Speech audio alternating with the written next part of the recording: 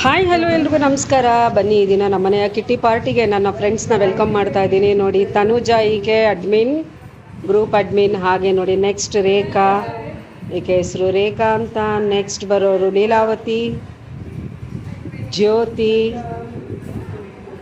ಮಮತಾ, ಸರಸ್ವತಿ, ಲತಾ, ಉಷಾ, ನಿರ್ಮಲಾ,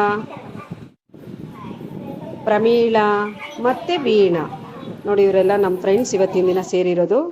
ನಾವೆಲ್ಲ high school batchmates. ನಮ್ಮದೆಲ್ಲ 32 ವರ್ಷಗಳ ಹಿಂದಿನ ಸ್ನೇಹ ಇದೆಲ್ಲ.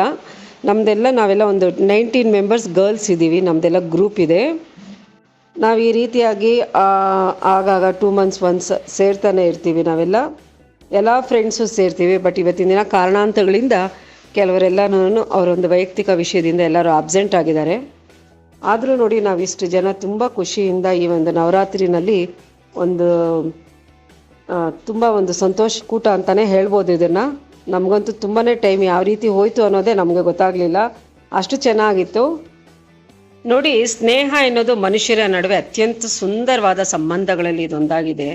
ಸ್ನೇಹಿತ ಅಥವಾ ಸ್ನೇಹಿತೆ ಎಂದರೆ ಕಷ್ಟದ ಸಮಯದಲ್ಲಿ ಯಾವಾಗಲೂ ನಮ್ಮ ಜೊತೆಯಲ್ಲಿ ಇರುವಂತಹ ವ್ಯಕ್ತಿ ಅಂತಲೇ ನಾವು ಹೇಳ್ಬೋದು.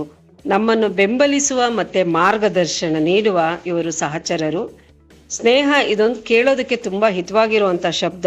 ನಾನು ಇದನ್ನು ಎಲ್ಲೋ ಓದಿದ ನೆನಪು ಏನಪ್ಪ ಅಂತಂದರೆ, 7 ವರ್ಷಕ್ಕೂ ಮೇಲೂ ಸ್ನೇಹ ಇದ್ದರೆ ಅದು ಕೊನೆವರೆಗೂ, ಅಂದರೆ ನಾವು ಸಾಯೋವರೆಗೂ ಇರುತ್ತೆ ಅಂತ ನಾನು ಎಲ್ಲೋ ಓದಿದ ನೆನಪು.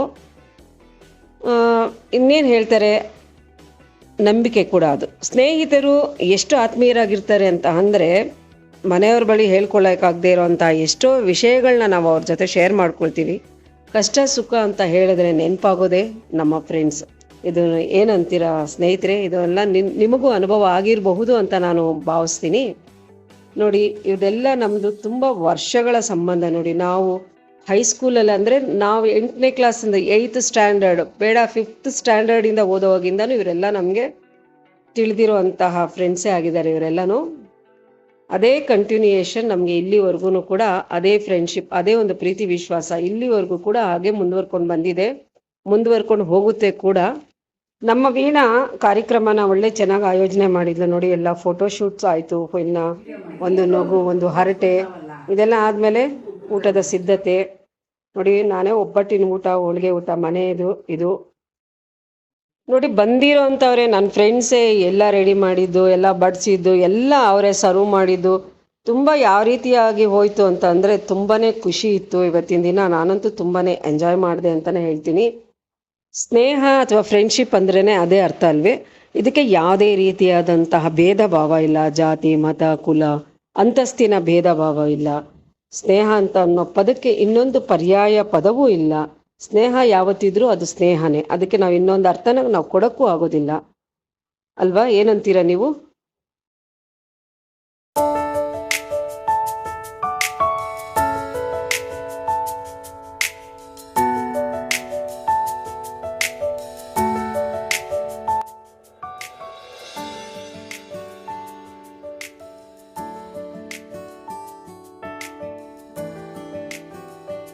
ನೋಡಿ, ಊಟ ಎಲ್ಲ ಆದಮೇಲೆ ಎಲೆ ಅಡಿಕೆ ಹಾಕ್ಕೊಂಡು ನಮ್ಮ ಜ್ಯೋತಿ ಒಳ್ಳೆ ಗೇಮ್ ಆಡಿಸಿದ್ಲು ನಮಗೆ. ನೀವು ನೋಡಿ, ಗೇಮು ನಾನು ಯಾವುದನ್ನು ಎಡಿಟ್ ಮಾಡಿದೆ, ಹಾಗೆ ಅಪ್ಲೋಡ್ ಮಾಡಿದ್ದೀನಿ. ಈ ವಿಡಿಯೋ ನಿಮಗೆ ಇಷ್ಟ ಆಗ್ಬೋದು ಅಂತ ತಿಳ್ಕೊಳ್ತೀನಿ. ಇಷ್ಟ ಆಗಿದ್ದಲ್ಲಿ ಲೈಕ್ ಮಾಡಿ, ಶೇರ್ ಮಾಡಿ, ಹಾಗೆ ನಿಮ್ಮ ಒಂದು ಅನಿಸಿಕೆಗಳನ್ನ ಕಮೆಂಟ್ ರೂಪದಲ್ಲಿ ತಿಳಿಸಿ. ಇನ್ನು ಯಾರೆಲ್ಲ ನನ್ನ ಚಾನಲನ್ನು ಸಬ್ಸ್ಕ್ರೈಬ್ ಮಾಡ್ಕೊಂಡಿಲ್ವೋ ದಯವಿಟ್ಟು ನನ್ನ ಚಾನಲನ್ನು ನೋಡ್ತಾ ಇರೋರು ಸಬ್ಸ್ಕ್ರೈಬ್ ಮಾಡ್ಕೊಳ್ಳಿ. ಮತ್ತೆ ಮುಂದಿನ ವಿಡಿಯೋದಲ್ಲಿ ಸಿಗ್ತೀನಿ. ಅಲ್ಲಿವರೆಗೂ ಎಲ್ರಿಗೂ ನಮಸ್ಕಾರ.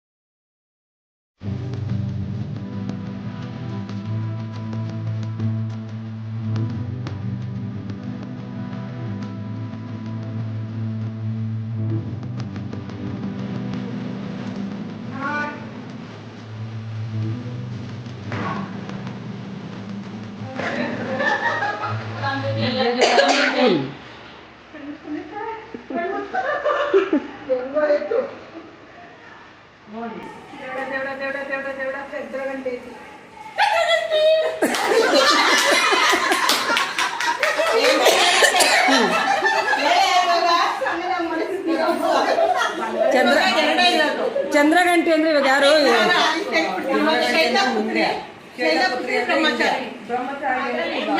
ಇವಾಗ ಇವಳು ಬ್ರಹ್ಮಚಾರಿಣಿ ಎತ್ತಾರೆ, ಇವಳು ಔಟು ಇವಳು ಔಟು ಗೆದ್ದಂಗೆ. ಶೈಲಪುತ್ರಿ ಬಂದ್ರೆ ಇವಳು ಔಟು ಇವಳು ಗೆದ್ದಂಗೆ.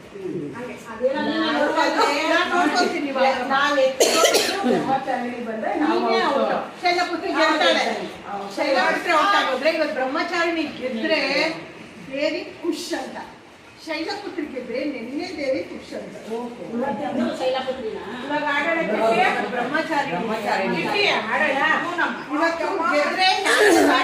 ಬ್ರಹ್ಮಚಾರಿಣಿ ಗೆದ್ರೆ ತ್ರಿವೇಣಿ ಫುಲ್ ಖುಷಿ ಬರುತ್ತೆ, ಯಾಕಂದ್ರೆ ಅವಳ ಮನೆ ಆಡೋಣ. ರೇಖಾ start.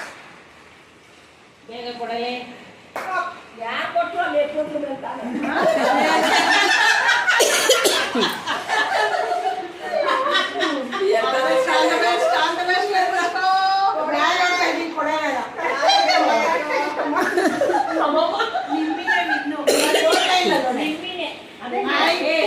Brahmacharini winning, Shailaputri out.